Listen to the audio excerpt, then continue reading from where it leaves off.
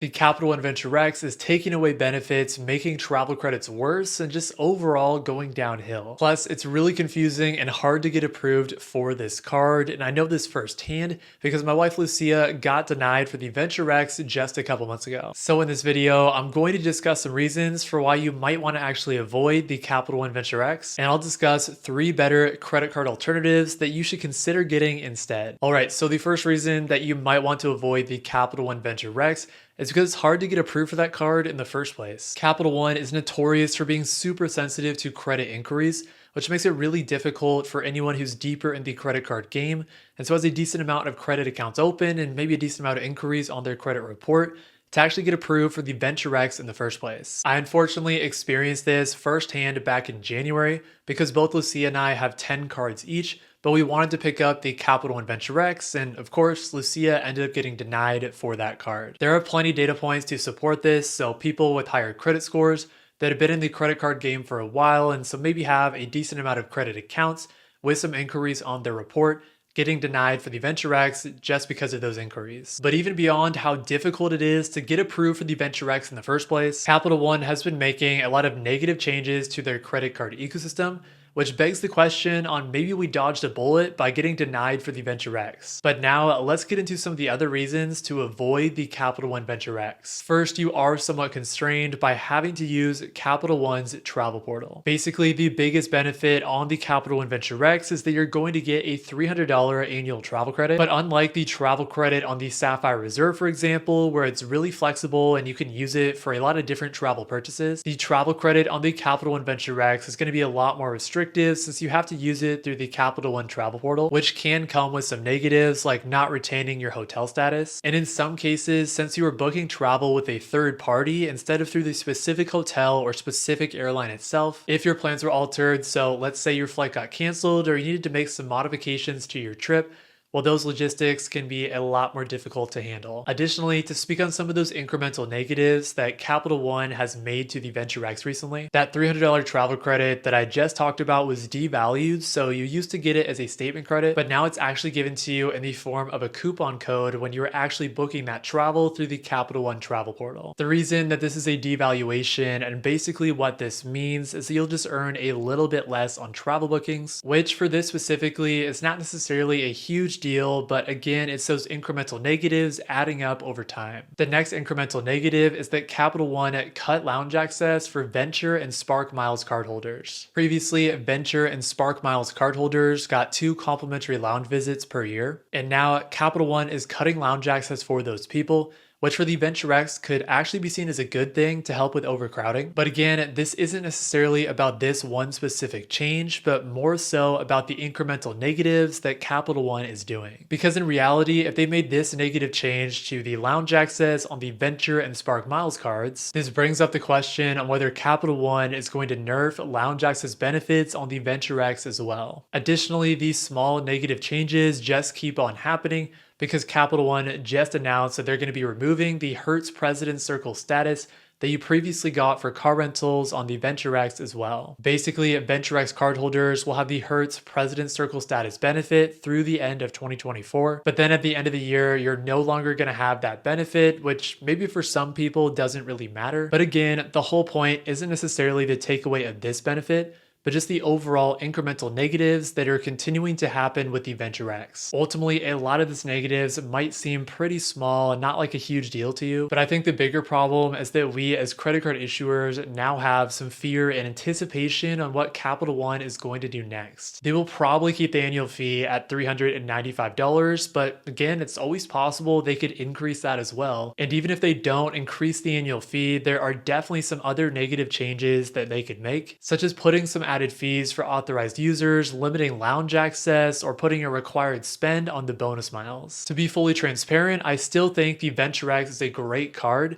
especially if you just mainly care about the travel credit and the bonus miles to use the card as a keeper card. And maybe I'm just a tad salty that we couldn't add this card to our 2-player setup a couple months ago. But if you're like me and you got denied for the Capital One Venture X, or maybe you just hate Capital One and their customer service, or some of the other issues that I discussed are actually a big deal to you, then here are 3 credit cards that I think are great alternatives to the Venture X and can provide solutions for a lot of the problems that the Venture X has. But before I get into those alternatives, if you are enjoying this video so far, then do me a huge favor and hit that like button and make sure that you're subscribed down below, because doing so is a free and easy way to help support my channel. Okay, so the first credit card that could be a good alternative to the Capital One Venture X is the Chase Sapphire Reserve. The Chase Sapphire Reserve is only going to be a good alternative for those of you who have a fine appetite for annual fees, because the Sapphire Reserve does have an annual fee of $550, which is a substantial amount higher than the $395 annual fee on the Venture X. However, as I mentioned earlier, one of the biggest problems with the Venture X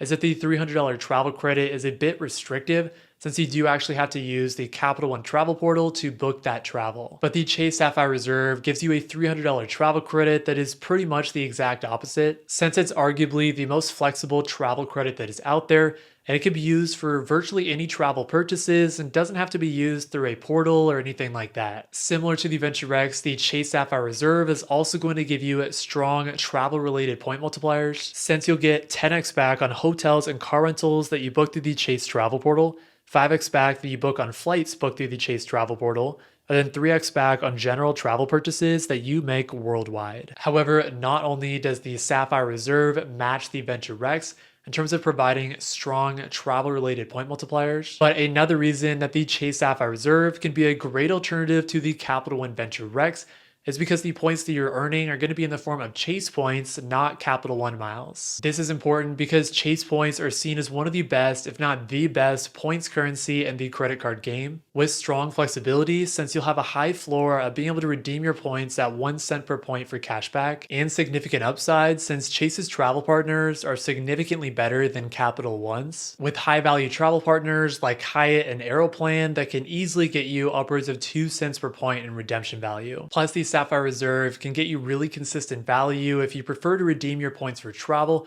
but you prefer the simplicity of booking travel through the Chase travel portal, since of course the Sapphire Reserve is going to give you 1.5 cents per point when you book travel through the Chase travel portal. Finally, the Sapphire Reserve could also be a good alternative to the Capital One Venture X, just depending on what your travel preferences look like, because Capital One still has pretty limited lounge access with only 3 lounges in Dallas, Denver, and Washington, D.C. So if you live in Austin, Texas, for example, and you have a Chase Sapphire Terrace lounge, but you don't have a Capital One lounge, then the Sapphire Reserve could make sense in those location preferences as well. Another good alternative to the Capital One Venture X is going to be the US Bank Altitude Reserve. The US Bank Altitude Reserve has a very similar annual fee to the Venture X with an annual fee of $400, but unlike the Capital One Venture X, but similar to the Chase Sapphire Reserve, the US Bank Altitude Reserve has a really flexible travel credit that is not restrictive at all. That credit is going to be a really flexible $325 annual credit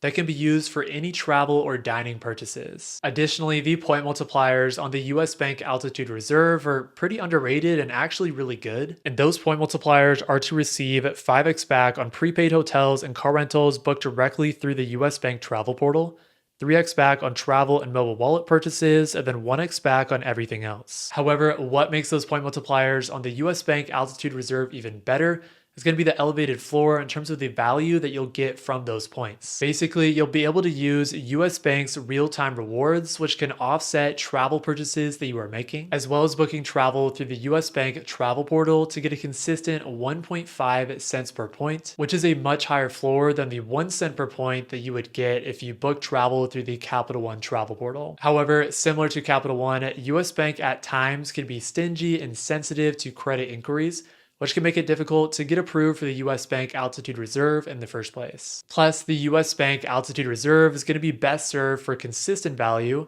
but not necessarily outsized value, since US Bank does not have any travel partners. Finally, the last alternative to the Capital One Venture X is going to be for someone who wants to pursue some lower fee options, because this last alternative is the Citi Premier, which has a $95 annual fee. Despite having a lower annual fee, the Citi Premier arguably has better point multipliers than the Capital One Venture X, as you'll get point multipliers of 10x back on hotels and car rentals booked through the Citi travel portal, 3x back on hotels, flights, restaurants, grocery stores, and gas stations, and then 1x back on everything else. Plus, you can make those point multipliers even better by adding in 2 no annual fee options. So the Citi Double Cash and the Citi Custom Cash. To use the Citi Custom Cash as your dedicated card for one specific category like gas stations to get 5x back on that category. And then the Citi Double Cash as your catch-all card since you'll get 2x back on all purchases. I did make a full video discussing the underrated power of the Citi Premier, so if you're interested in watching that video, I'll link that up above right now. The Citi Premier is going to give you a $100 hotel credit when you book a stay of $500 or more through the Citi Travel Portal,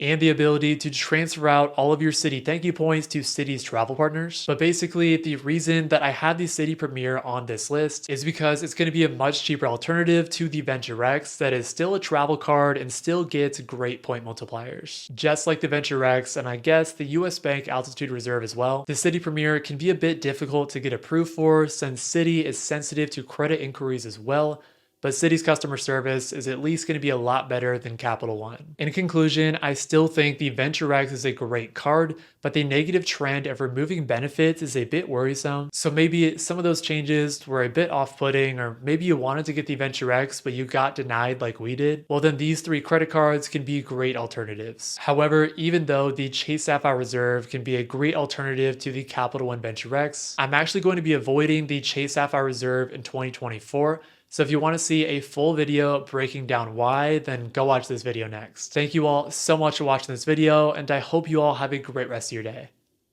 Peace.